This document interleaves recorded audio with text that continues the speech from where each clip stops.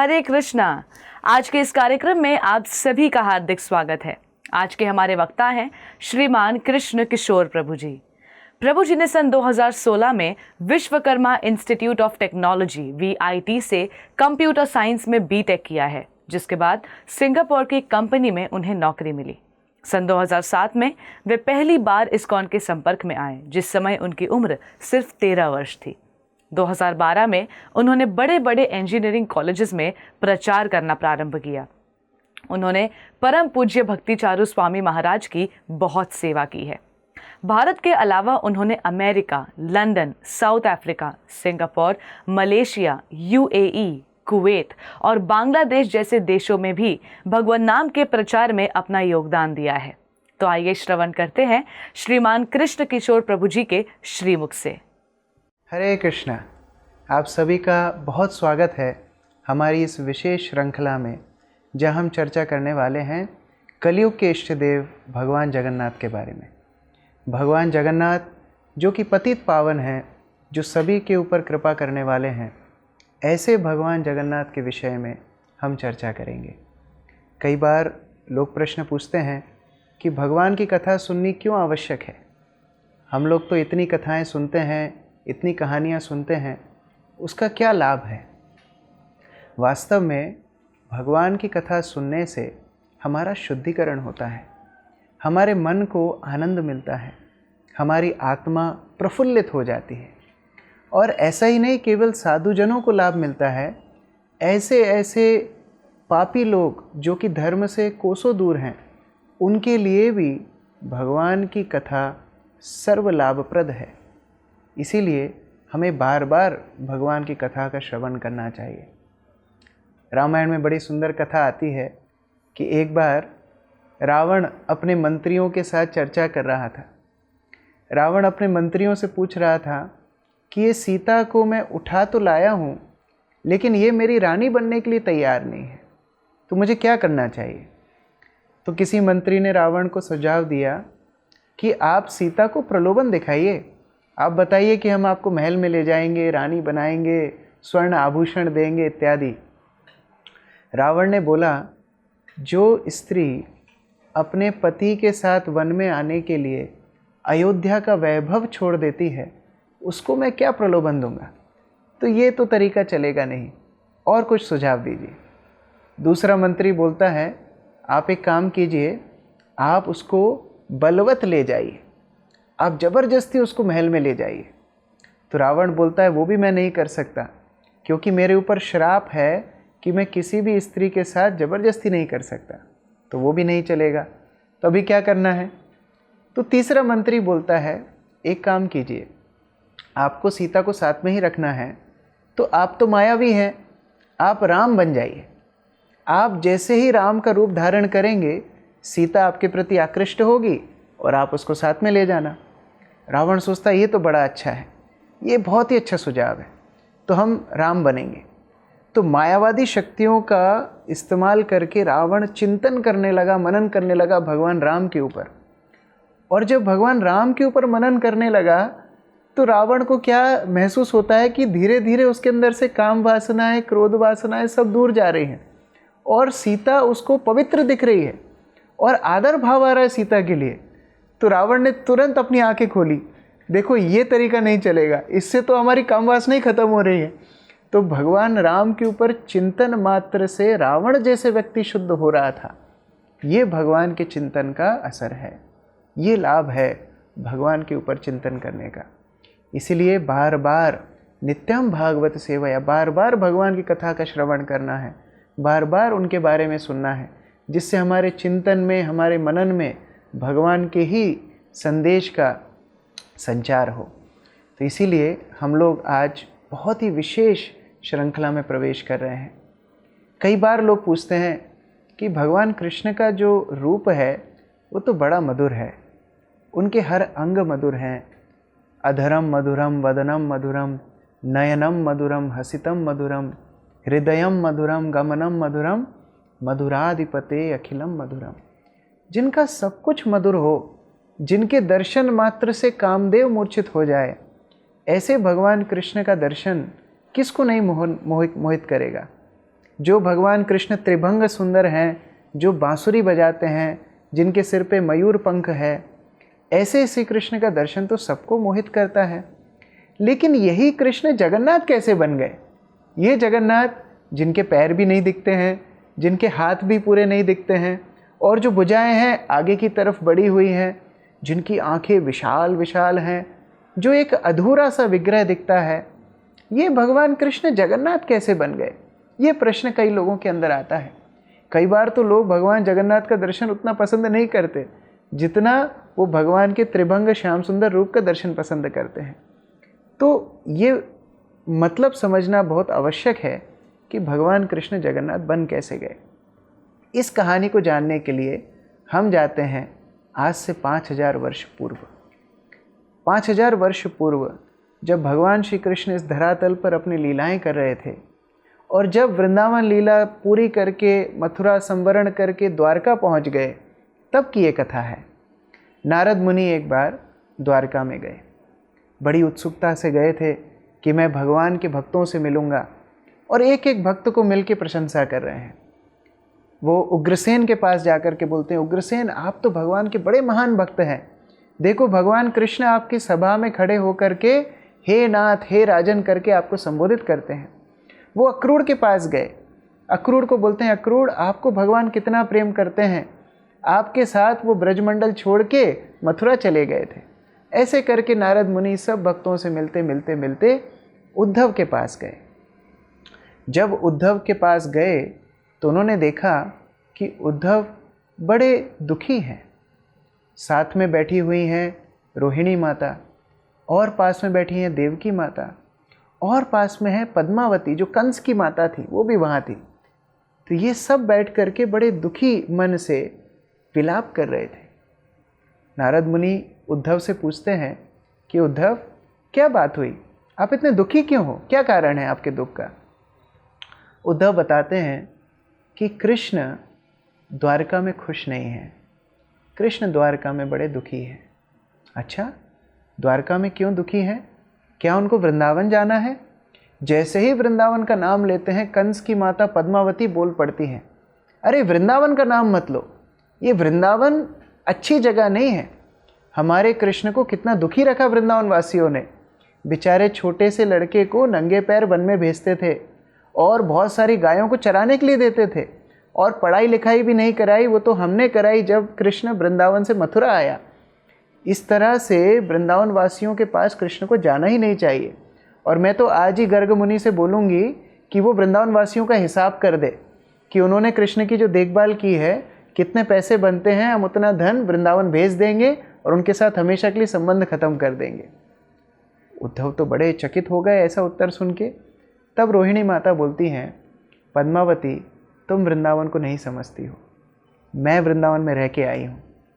क्योंकि जब कंस ने वसुदेव और देवकी को बंदी बना लिया था, तो माता रोहिणी को नंद महाराज के पास सुरक्षित रखा गया था।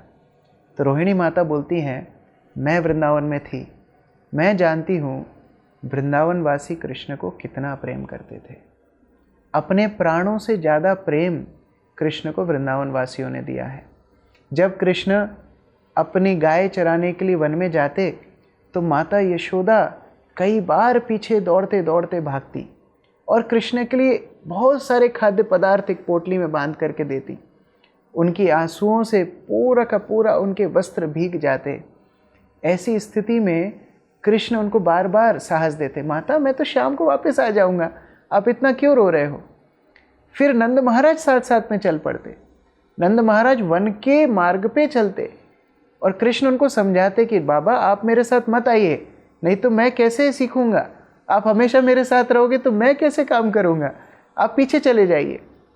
और कृष्ण की ये बात सुन के नंद बाबा बड़े विस्मित होके चकित होके वहीं खड़े रह जाते। माता यशोदा घर की देहरी पर तब तक बैठी रहती जब तक कृष्ण वापस नहीं आते।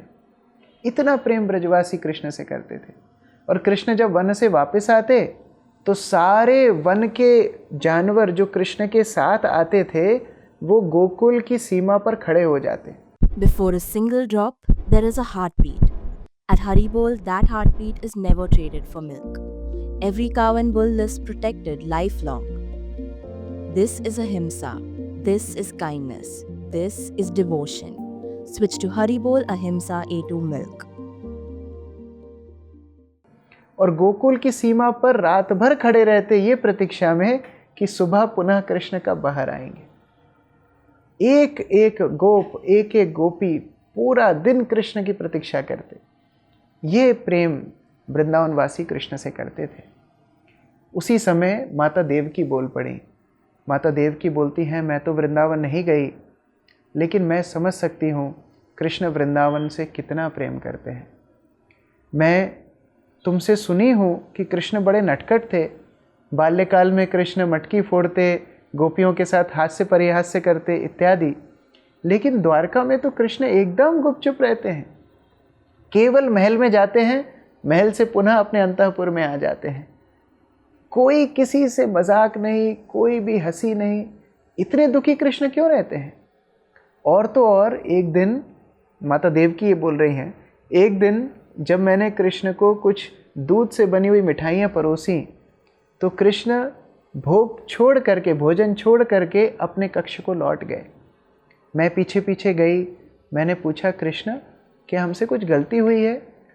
आप क्यों भोजन छोड़ के आ गए हैं? तो कृष्ण माता देवकी को बोलते हैं, माता आप कभी भी मुझे दूध से बनी हुई मिठाई अर्पित मत करना, क्योंकि जब मैं दूध की मिठाइयों को देखता हूँ तो मुझे मेरी गाय याद आ जाती है, मुझे वृंदावन याद आ जाता है। इतना प्रेम कृष्ण वृंदावन से करते थे। जब ये चर्चा चल ही रही थी तब पास ही में रुक्मणी, सत्यभामा, जाम्बवती, मित्रविंदा, भगवान की जो 16,108 पटरानियाँ हैं वो अपनी मन की बात बताती हैं। वो बोलती हैं, वैसे पति और पत्नी के बीच की बात को गोपनीय रखना चाहिए, लेकिन क्योंकि आप लोग उसी विषय पे चर्चा कर रहे हैं तो हम भी कुछ बताना चाहती हैं। कृष्ण जब रात में हमारे पास आते हैं और हम उनको सुंदर रूप से सेवा करके, उनकी पाद सेवन करके इत्यादि उनको शयन देते हैं, तो कृष्ण रात भर रोते हैं। और रोते रोते, हे राधिके, हे ललिते, हे विशाखे, हे वृंदावन, ऐसा रात भर क्रंदन करते हैं, गोपियों का नाम लेते हैं, वृंदावन वासियों का नाम लेते हैं। हम कितना ही प्रयास करते हैं कि हम उन्हें प्रेम दें, उन्हें इतना स्नेह दें कि उन्हें वृंदावन का स्मरण ना आए, लेकिन कृष्ण वृंदावन को भूल नहीं पाते। हम जानना चाहती हैं कि वृंदावन में कृष्ण ने क्या क्या लीलाएं की।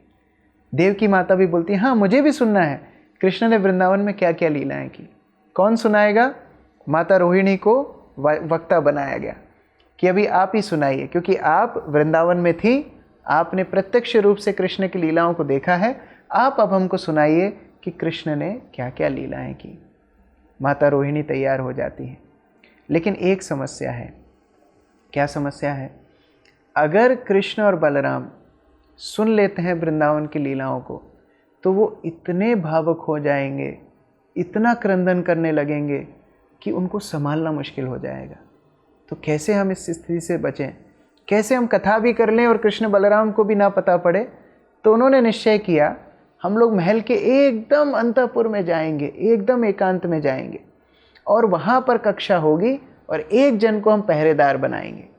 वो पहरेदार ये सुनिश्चित करेगा कि कृष्ण और बलराम आए ना, और यदि कृष्ण और बलराम उस ओर आएंगे तो वो पहरेदार तुरंत बता देगा और हम लोग कथा बंद कर देंगे। ये निश्चय हुआ। ठीक है, सभी लोग एकत्र हुए। अब सुनने वाले भी बहुत थे, 16,108 तो भगवान की रानियाँ, फिर माताएं और भी जितने द्वारकावासी हैं सारे इकट्ठे हो गए और माता रोहिणी सुंदर रूप से भगवान की लीलाओं का वर्णन करने लगी, बताने लगी कैसे कुछ ही दिनों के जब कृष्ण पूतना का उद्धार करते हैं, कैसे कृष्ण तृणाव्रत का वध करते हैं, कैसे शट्टासुर का वध करते हैं, कैसे कृष्ण दामोदर लीला के माध्यम से माता यशोदा के साथ अपने प्रेम का आदान प्रदान करते हैं। जो परब्रह्म योगियों के द्वारा बंधित हैं वो भगवान को माता यशोदा उखल से बांध देती हैं, और वही कृष्ण गोवर्धन धारण करते हैं, और कैसे ब्रजवासियों के साथ 7 दिन 7 रात एक बड़े उत्सव की शुरुआत करते हैं। बहुत सारी लीलाएं चर्चा हो रही थी और इतनी सुंदर लीलाओं को सुन करके तो सब मंत्रमुग्ध हो गए। सारी रानियां, सारे श्रोतागण एक टक माता रोहिणी की कथा सुन रहे हैं। और माता रोहिणी भी अविरत प्रवाह, गंगा के प्रवाह जैसे कथाएं सुनाती जा रही हैं। अब पहरेदार किसको बनाया था? पहरेदार बनाया था सुभद्रा को। सुभद्रा एकदम फुर्तीली थी, भगवान कृष्ण की बहन थी, उनको द्वारपाल बनाया गया था कि जैसे ही कृष्ण बलराम आए उनको आप रोक देना या फिर हमें सूचना दे देना, हम कथा रोक देंगे। लेकिन कथा सुनते सुनते सुभद्रा भी भावुक हो गई, इतने भाव विभोर हो गई कि सुभद्रा को सुध-बुध ही नहीं रही। सुभद्रा की आंखों में अश्रु आ गए, उनका पूरे शरीर के रोम खड़े हो गए, उनको कंपन होने लगा, उनको पसीना आने लगा। ऐसी स्थिति में सुभद्रा देखती हैं सामने से कृष्ण और बलराम आ रहे हैं। अब सुभद्रा की स्थिति तो ठीक नहीं है, रोकना चाहती हैं लेकिन कुछ बोल नहीं पा रही हैं क्योंकि वाणी गदगद है और अंदर कथा का प्रवाह इतना सुंदर चल रहा है कि सुभद्रा पूर्ण रूप से कथा में निमग्न है। इतनी विडंबना, यहाँ शरीर अष्टसात्विक विकार से ग्रसित है और सामने कृष्ण बलराम आ रहे हैं, क्या करें, बोलने की भी क्षमता नहीं है। तो सुभद्रा महारानी अपने दोनों हाथों को ऐसा विस्तार करती है, कृष्ण और बलराम को रोकना चाहती हैं। और जैसे ही कृष्ण बलराम निकट आते हैं, वो सुभद्रा महारानी की हालत देखते हैं। ऐसी हालत कैसे हुई? झांक करके अंदर देखते हैं माता रोहिणी सुंदर वृंदावन कथा कर रही हैं। अब अंदर तो पता नहीं है कि द्वार पर कृष्ण बलराम आए हैं, सुभद्रा तो कुछ बोल ही नहीं पाई। लेकिन कृष्ण और बलराम जैसे ही वृंदावन की वार्ता सुनती हैं, जैसे उनके कर्ण के अंदर वृंदावन की कथाएं प्रवेश करते हैं, अब कृष्ण बलराम भी उस भाव में प्रवेश कर जाते हैं। कृष्ण चाहते हैं मैं अपने वृंदावन वासियों की तरफ भाग के चला जाऊं, लेकिन फिर वो सोचते हैं अरे भागने में तो बड़ा समय लगेगा, अगर मेरे भक्त मुझे हृदय में बिठा के ले जाएं तो मैं तुरंत वृंदावन पहुंच जाऊंगा, तो मेरे पैरों की क्या ज़रूरत है। तो भगवान के पैर गायब हो गए, उसी भाव में बलराम के पैर भी गायब हो गए। और फिर कृष्ण सोचने लगे मैं जाऊंगा वृंदावन तो सबसे पहले बाबा को, माता यशोदा को आलिंगन करूंगा, मेरे गोप बालक मित्रों को आलिंगन करूंगा, गोपियों को आलिंगन करूंगा, राधा रानी को आलिंगन करूंगा। यही भाव से कृष्ण के दोनों हाथ आगे बढ़ गए, जैसे मानो कोई बहुत पुराना मित्र अपने मित्र से मिलता है और आते से ही अपने आलिंगन में उसको भरना चाहता है। कृष्ण और बलराम दोनों के हाथ आगे बढ़ गए और वो सोचने लगे जब हम इतने दिन बाद अपने प्रिय ब्रजवासियों को देखेंगे और कहीं पलक झपकने लगी तो, अगर पलक झपकी तो वो निमेष मात्र भी दर्शन का विरह होगा, तो हमारी पलकें हम हटा देते हैं। तो कृष्ण और बलराम की पलकें भी हट गईं और उनकी आंखें एकदम बड़ी बड़ी हो गईं कि हम पूर्ण रूप से इन आँखों से अपने ब्रजवासी भक्तों के दर्शन का अमृत पान करना चाहते हैं। तो उनकी आंखें भी एकदम बड़ी बड़ी हो गईं और इस भाव में सुभद्रा जब कृष्ण और बलराम को देखती हैं, उनकी स्थिति भी ऐसी ही हो जाती है, उनकी आंखें भी बड़ी बड़ी हो जाती हैं, उनके पैर भी गायब हो जाते हैं। लेकिन उनको एक ग्लानि होती है, वो सोचती हैं मैंने कृष्ण और बलराम को रोका क्यों, इन्हीं हाथों से मैंने कृष्ण बलराम को रोका है। तो यही हाथ धीरे धीरे ग्लानिवश सुभद्रा के शरीर में प्रवेश कर जाते हैं, तो सुभद्रा के हाथ गायब हो जाते हैं। तो इसी रूप में जहाँ भगवान जगन्नाथ अपने हाथों को आगे बढ़ाए हुए हैं, अपने भक्तों को आलिंगन करने के लिए तैयार हैं और ब्रजवासियों से अपने प्रेम का आदान प्रदान चाहते हैं, बलराम भी उसी भाव में अपने हाथ आगे बढ़ाए हैं अपने प्रिय माता पिता से मिलने के लिए। और सुभद्रा महारानी भी उसी भाव में, ग्लानि है इसलिए हाथ नहीं है, लेकिन बाकी भाव एकदम कृष्ण बलराम के जैसा है। तो एक तरफ कृष्ण है, एक तरफ बलराम है और बीच में सुभद्रा महारानी है। उसी समय पर नारद मुनि का आगमन होता है और नारद मुनि इस दिव्य दर्शन को करते हैं, भगवान के सामने स्तुति वंदन करते हैं कि हे भगवान, ये दर्शन तो पहली बार मैंने किया है, ये आपका कौन सा रूप है। और इसी रूप का नाम नारद मुनि भगवान को देते हैं जगन्नाथ, कि हे भगवान, आप ही सारी जीवात्माओं के नाथ हैं, आप ही सारे जगत के नाथ हैं, क्योंकि आप जितना प्रेम जीवात्मा को करते हैं और कोई नहीं कर सकता। तो इस प्रकार भगवान जगन्नाथ बलदेव सुभद्रा का सुंदर रूप है जो अपने भक्तों के साथ मिलने के लिए लालायित है, उत्सुक है। कृष्ण का जगन्नाथ बनने का इस तरह वर्णन हम लोग शास्त्रों में पढ़ते हैं। हरे Krishna. Before a single drop, there is a heartbeat. At Haribol, that heartbeat is never traded for milk. Every cow and bull lives protected lifelong. This is ahimsa. This is kindness. This is devotion. Switch to Haribol Ahimsa A2 milk.